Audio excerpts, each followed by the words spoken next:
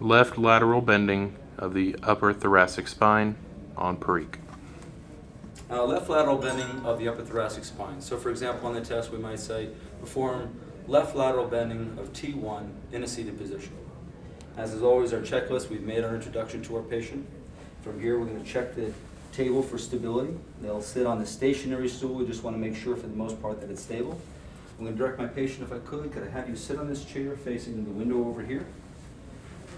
We want the patient in a neutral position, so with them sitting upright, their knees in front of them, knees at about 90 degrees.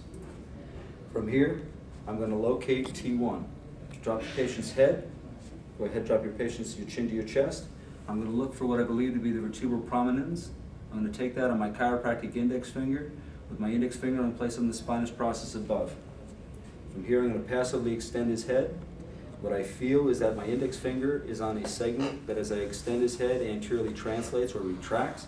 I know that to be C6, therefore his vertebral prominence is C7. So I'm going to palpate inferiorly one spinous process. I'm going to take my thumb as my contact. I'm going to be the left side of the spinous process with my thumb, and I'm going to take the base of my thumb, spy on the one below. We're going to be looking first for joint play and then end play. For joint play, I can take my hand on the crown of his head, and I can just passively laterally bend him, in this case over to the left-hand side.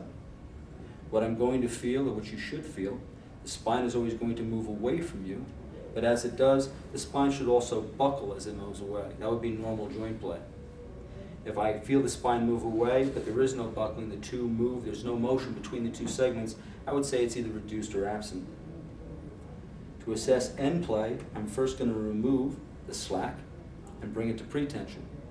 As we said in the other video over here, I don't want to continue using this hand as I spring through him because it'll tend to crank his upper cervical spine.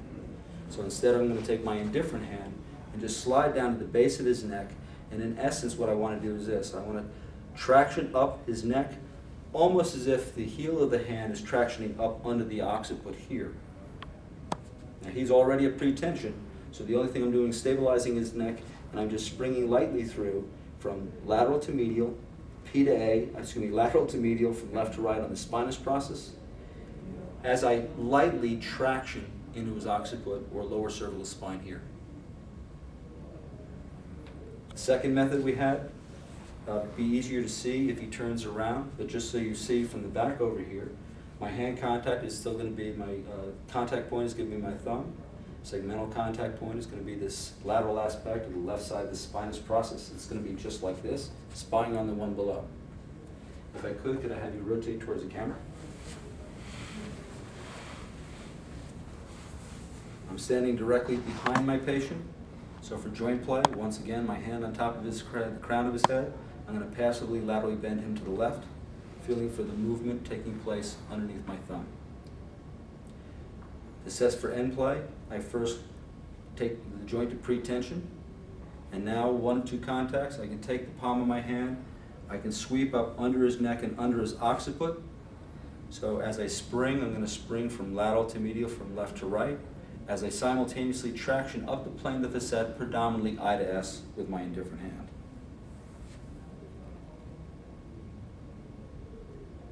That's one contact there. The other one we said, if you like to, what you can do is you can use the belly of your forearm in the same place the hand would be. So I'm going to laterally bend him to bring the joint to pretension, and then from here I'm going to take my belly of my forearm coming up under the neck and occiput, and I'm going to use it to traction superiorly as I spring from my contact point from lateral to medial, from left to right, as I simultaneously traction superiorly. This is actually a way to adjust the spine in a seated position as well. Lateral bending. Awesome.